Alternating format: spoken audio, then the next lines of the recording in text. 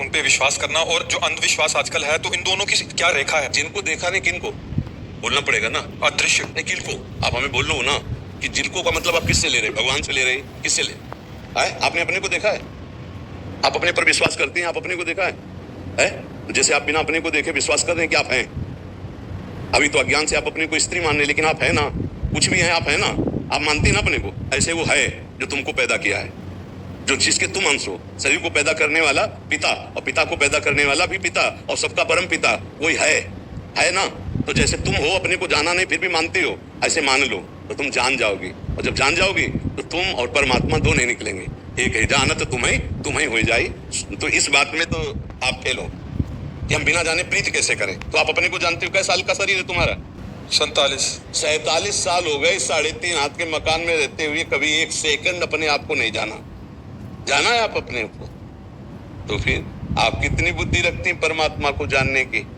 आप ये कैसे कह सकते हैं कि मैं उसको कैसे मानूं जिसको देखा नहीं?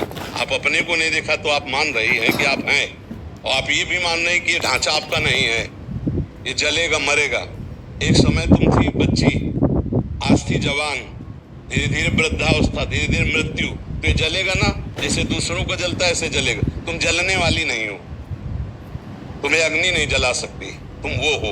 नैनम छिन्दन्ति शस्त्राणि नैनम दहति पावकः न चैनम क्लेदन्त्यापो न शुष्यति मारुता। तो तुमने अपने को देखा नहीं देखा, तो तुम परमात्मा को कैसे जान जाओगे? इसलिए नाम जप करो और संतों की बात मान जाओ, तर्क करने की जरूरत नहीं। आगे कौन सा प्रश्न है? और उनकी आपने कहा था कि हट किया जा सकता है प्रभु से, रो के हट किया जा सकता है। हाँ, करना चाहिए। तो हट करो तो राधा मिल जाए, हमारी श्री जी मिल जाएंगे। ये मनुष्य जन्म मिला है भगवत प्राप्ति के लिए। हट करो, रुदु सुश्रम राजन कृष्ण दर्शन लालसा, तो तासा महावीर भूत छोरी इसमें मान मुखाम्बुजा पीताम्बर धरा सर्वी साक्षात मनमत मनमता। जब सब गोपियां मिलके रोई तो उन्हीं के बीच में श्री कृष्ण प्रकट हो गए। नहीं हो गए? हम जो चाहे वो कर सकते हैं, ईश्वर के अंश है, पर हमारी चाह में दम हो जाए तो भगवत प्राप्ति हो जाए, श्री जी मिल जाए, लाडली जी मिल जाए। अगर राधा राधा जपो रोज श्री जी के लिए, तो श्री जी मिल जाएगी। बहुत करुणामयी है। ये मनुष्य जन्म मिला ही भगवत प्राप्ति। हम अपनी शक्तियों को खो चुके हैं, भूल चुके हैं, उसी को हम जगाने के लिए बार बार कहते हैं नाम जप करो, सदाचरण करो। तुम्हारे अंदर जो हमारे अंदर पंचभूत वही तुम्हारे पंचभूत, जो हमारे अंदर प्रभु वही तुम्हारे अंदर प्रभु। अंतर क्या हो गया है कि तुम्हारे अंदर प्रभु काली कमली लगा के ओढ़ रहे के सो गए, और हमारे अंदर प्रभु जग के बैठ गए। अंतर इतना है, जग गए इसलिए तुमको लगता है कि यार हमारे अंदर प्रभु नहीं, पर तुम्हारे अंदर प्रभु चौड़े से आराम से सो रहे हैं। इसीलिए कहते बार बार पुकारो जग जाएंगे।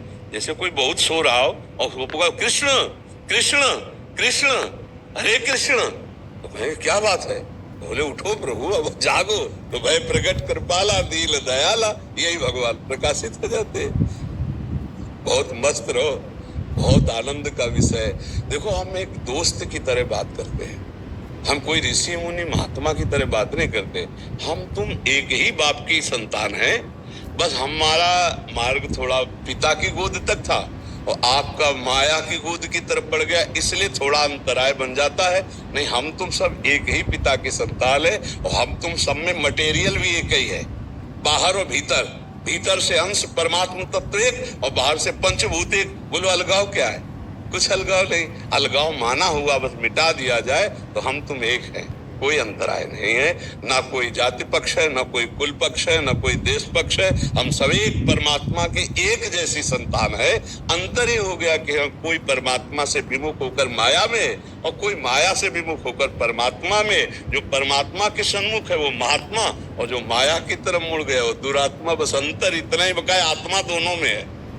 दुरात्मा और महात्मा, आत्मा दोनों में है, वो आत्म तत्व परमात्मा का अंश है।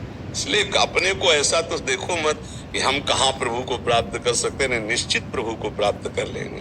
पर जी क्या वेश धारण को ही महात्मा कहते हैं? नहीं, वेश धारण मात्र को महात्मा नहीं कहते, स्थिति को महात्मा कहते हैं। जो परमात्म चिंतन परायण है और सद आचरण करता है, माया जनित काम क्रोध लोभ मोह मद मत्सर इस पर विजयी है, उसी को महात्मा कहते हैं।